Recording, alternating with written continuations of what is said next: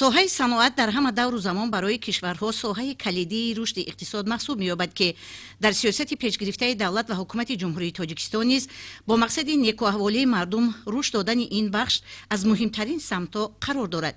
идоракунии самараноки иқтидори мавҷуда, ташкили корхонаҳои нави истеҳсолӣ ва таъсис додани ҷойҳои нави корӣ, баланд бардоштани рақобатнокии маҳсулоти ватанӣ ва тақвияти иқтидори содиротии мамлакат зери таваҷҷӯҳи хосаи ҳукумати ҷумҳурии тоҷикистон қарор дошта, соҳаи саноат яке аз соҳаҳои муҳимтарини рушди минбаъда маҳсуб меёбад, зеро пешрафти он имкон медиҳад ки сарчашмаҳои иловагии даромади буҷети давлатӣ пайдо гардида, инчунин сокинони маҳал бо ҷойҳои кори доимӣ ва музди меҳнати арзанда таъмин карда шаванд.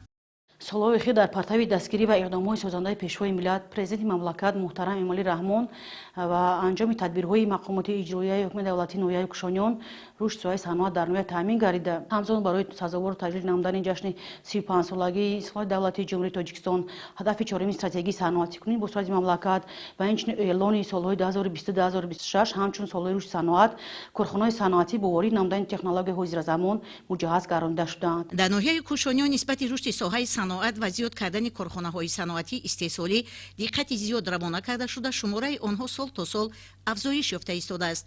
ҳамин аст ки истеҳсоли маҳсулоти саноатӣ назар ба дигар соҳаҳои иқтисод рушд намуда, саҳми он дар таъмини шуғли аҳолӣ, содироти маҳсулот ва дар маҷмӯъ дар рушди иқтисоди кишвар нақши бузург пайдо кардааст. соҳаи саноат дар ноҳияи Кушониён ба маротиб рушд намуда, барои афзун намудани ҳаҷми истеҳсоли маҳсулот ва бо ҷои кор таъмин намудани сокинон шароити мусоид фароҳам овардааст. бунёди коргоҳу корхонаҳои муосир саноатӣ, афзоиши ҳаҷми истеҳсоли маҳсулот ва ба роҳ мондани содироти он ба хориҷи мамлакат, инчунин таъмини сокинон бо ҷои кори мувофиқ як аз ҳадафҳои асосӣ маҳсуб меёбад. истеҳсоли маҳсулоти саноатӣ пешбарандаи иқтисоди миллӣ, таъминкунандаи шуғли аҳолӣ, сарчашмаи даромади буҷети давлатӣ ва омили муҳимтарини ҳалли масъалаҳои иҷтимоию иқтисодӣ мебошад. таи солҳои охир дар мамлакат бо мақсади амалӣ кардани ҳадафҳои стратегии миллӣ саноатикунонӣ бо суръати кишвар 2600 корхонаҳои хурду бузурги саноатӣ бо ташкили зиёда аз 87 000 ҷойи корӣ сохта мавриди истифода қарор гирифтанд.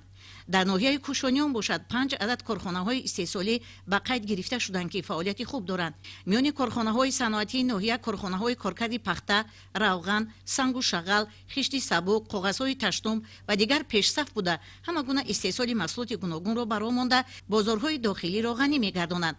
аз ҷумлаи ин корхонаҳо ҷамъияти дорои масъулияташ маҳдуди бохтар инвест коттон ва дар назди ин корхона коргоҳи равғанбарорӣ бо зиёда аз 20 нафар коргарон фаъолияти хуб дорад. корхонаи коркарди пахтаи истиқлоли ватан низ аз зумраи он корхонаҳое мебошад ки дар коркарди ашёи хоми пахта, омода кардани маҳсулоти хом барои содирот, ҳамзамон чигити хушсифату тайёр кардани кунҷора барои хӯроки чорво саҳми муносиб мегузорад. дар ноҳияи Кушониён 46 адад корхонаҳои саноатӣ ба қайд гирифта шудааст ки 44 адади онҳо корхонаи истеҳсолӣ мебошанд.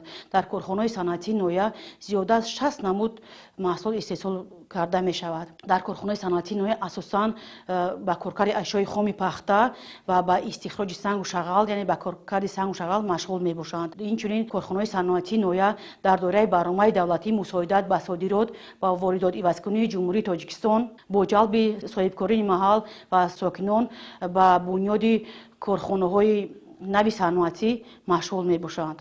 мақомоти иҷроияи ҳокимияти давлатии ноҳия нияту мақсад доранд ки бо ҷалби соҳибкорони ватанӣ ҷиҳати таъсис додани корхонаҳои нав барои коркари пурраи ашёи хоми ватанӣ, хусусан маҳсулоти кишоварзӣ, тадбирҳои иловагӣ андешида, афзоиши ҳаҷми истеҳсоли маҳсулоти содиротӣ ва ивазкунандаи воридотро зиёд намоянд. имрӯзҳо корхонаҳои коркари пахта, баракати ҳамкорон, омина пахта, орзуи фаррух, наврӯз котон низ дар истеҳсоли ашёи хоми саноатӣ саҳми худро гузошта, ҳамасола дар мавсими ҳосилғондорӣ садҳо тонна ашёи саноатиро коркард менамоянд. ҳасанзода Гулизод, Далери Шариф, Намозали Эргаш, Ахбор, ноҳияи Кушониён.